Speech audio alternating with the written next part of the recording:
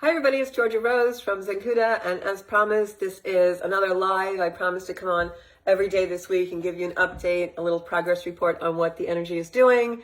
And today we are starting to build the momentum like I talked about would happen.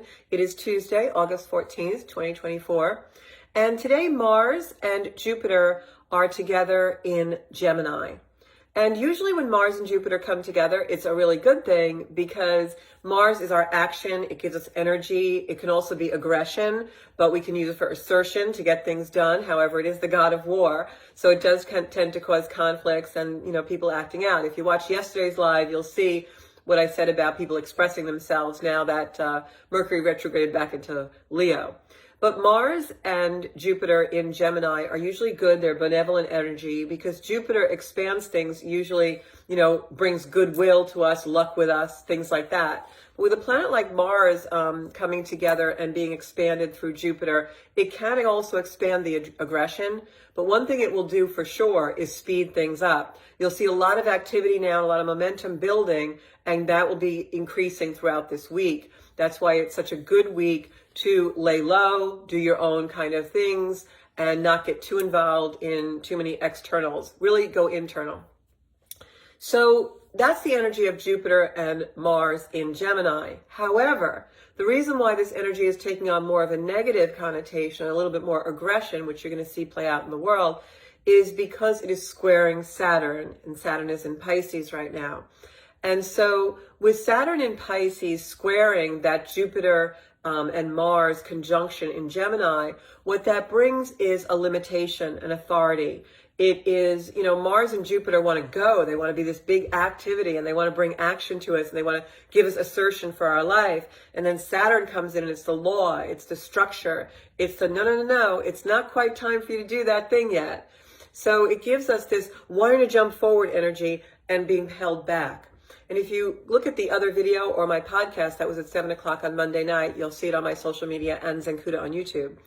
On the podcast, I talked about how Mercury retrograde also emulates that energy in a little bit of a different way because it's in there with Venus right now. It just popped back into Leo. Venus is still in Virgo. Mercury will go back into Virgo and hit that Venus point again. And that's that energy of we want something, we desire it, it's really meaningful to us, but we can't seem to get it because Mercury is slow and going into retrograde and it's backwards. Now it's left Venus, it's in the sign of Leo. So now that frustration that we've been feeling about the thing we can't quite put our finger on, now that becomes more of an expression of the frustration and we want to act it out.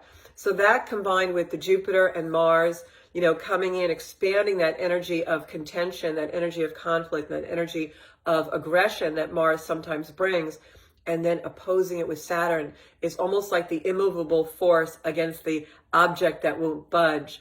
And this is really a not great energy for what's going on in the Middle East, but we can put love there and cross our fingers and hope that things work out. So in our own personal lives, where is this happening? Where are you feeling that push-pull? Where do you need to expand things through love and not through aggression? Where can you bring things into more of an assertion, an aha moment, a way that you can really integrate new energy into your energy field, into your life, and into the way that you act, instead of acting in the old way that maybe was aggressive or maybe was negative. So this is really a great opportunity for us to bring positivity into our life if we really try to do that through expanding love and expanding compassion. And it's a great time to send our compassion out to each other and all in through the world, because when we have an energy like this, it's poking us and it's pushing us. It's making us pay attention to the things that are unprocessed within us so that we can give compassion to ourselves and then also spread compassion and love into the world. Difficult times, struggles, power struggles. It's also a very higher risk energy for accidents. So be very careful when you're driving and things like that. The world just wants us to really pay attention to ourselves right now and kind of step out of the chaos, that beehive that's swirling out there in the outside world. Step out of that and into our own ability to find our soul space and find our center and really tap into what our next level of assertion and expansion in love can be for us. So that's Tuesday, August 13th. I'll be back tomorrow, Wednesday, August 14th, which is the most powerful day because we have Uranus coming into play a little bit then. Thanks so much. I'll see you soon. Bye-bye. Remember to find me, Zencuda on YouTube. If you want a reading, you can go to zencuda.com. I do tarot. I do astrology readings. And also you can find me on Facebook at Zencuda Soul Space and on Instagram at Zencuda Official. Thanks so much, guys. Bye-bye.